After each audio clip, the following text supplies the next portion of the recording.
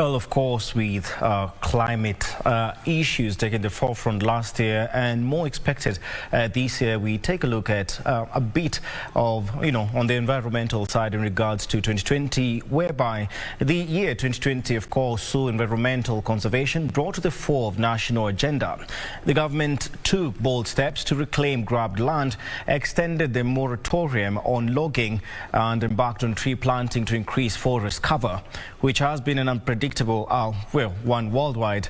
Mother Nature, of course, was, however, not fair. Residents of the Greater Rift Valley, as thousands of them were rendered homeless following an unprecedented rise in water levels in 5 lakes in the region.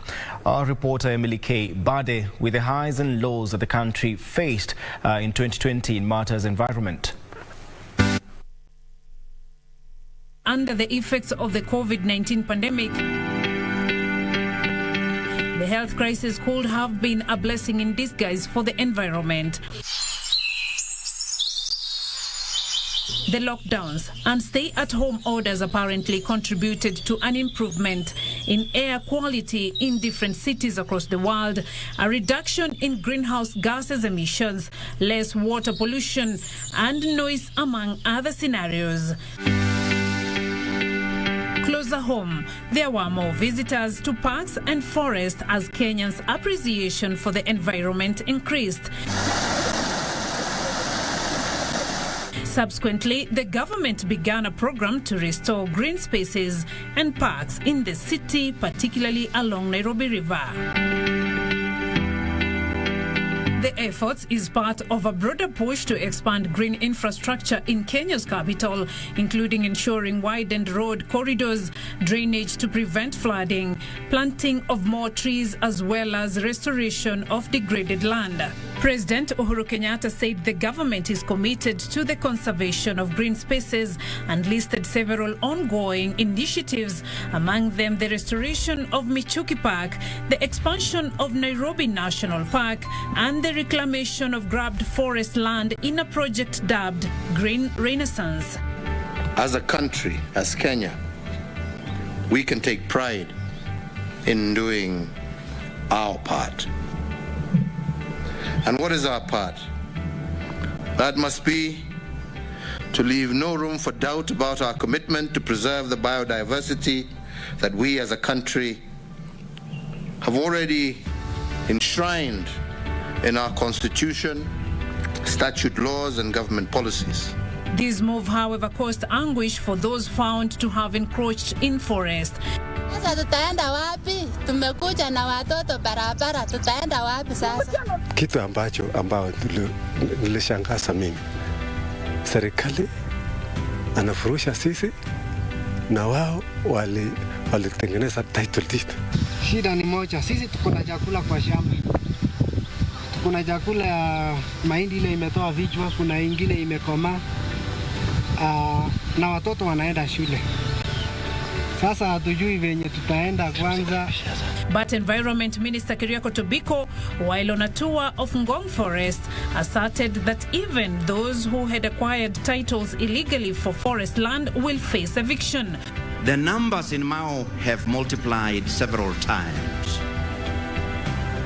The destruction is heart-wrenching. The time is now or never. Wakati huu tumepatia watu siku 60 ya kutoka kwa hiari yao. 60 days. Hiyo ndio inaitwa kutoa watu na humane way. Maana niuliza watu humane way ni gani? Nobody told me. So nikasema labda kuwapatia notice mrefu ndio humane way. Meanwhile, Kenya's decision to ban single-use plastic products in all protected natural areas, beaches, national parks, conservation areas and forests took effect in June 5th. The ban comes just 2 years after the country banned the use of polythene carrier bags to benefit public health, biodiversity, tourism and agriculture. The government of Kenya will continue raising public awareness to support the effective implementation of the ban on plastic carrier bags. If you are too cool enough to carry a bag, then be cool enough also to purchase the alternative which is being sold in the in the supermarket. And the country is on the right path to achieve the 10% forest cover by 2022. This is spelled out in the Vision 2030, the National Climate Change Response Strategy, and the Nationally Determined Contribution. Under the strategy, Kenya needs to plant 1.8 billion seedlings between now and 2022 to achieve the targeted tree cover.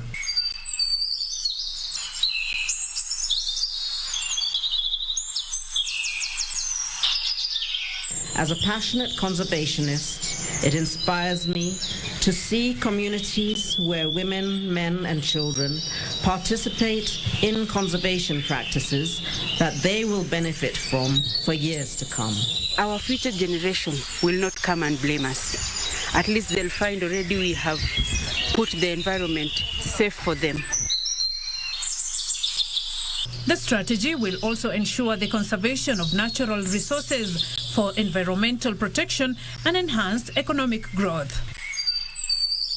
This has in turn seen numerous Kenyans embark on a vigorous tree planting campaign countrywide in a bid to achieve the strategy. Biodiversity is of critical ecological, economical, socio-cultural, and it plays a very critical role in terms of supporting the livelihoods of the people. And therefore, it's a conversation that we cannot set aside. It's a conversation that we must be able to deliberate on, plan properly, look at and devise strategies that are able to help us address the challenges and threats facing the threatened tree species, and also come up with a joint vision. In tandem with these efforts, the government extended the 2018 moratorium on logging in public and community forest. Environment Cabinet Secretary Keriako Tobiko said the extension will, however, be varied or modified to allow for harvesting and disposal of mature trees by the Kenya Forest Service. Siku hizi hakuna uharibifu wa kichaka na hasa CFA imeingilia ndani kabisa, inajaribu kuchunga sana. Miti ile tunapewa inakuwa ni miti ambayo imekomaa kabisa. It's over that 2 years, na sana sana ile kama sasa ile tunakata imeozaoza huko chini. It's about 3 to 4 feet. Kukuwa na mvua haitanyeshea serikali. Mvua inatufaidi sisi kama wakazi wa Iburu.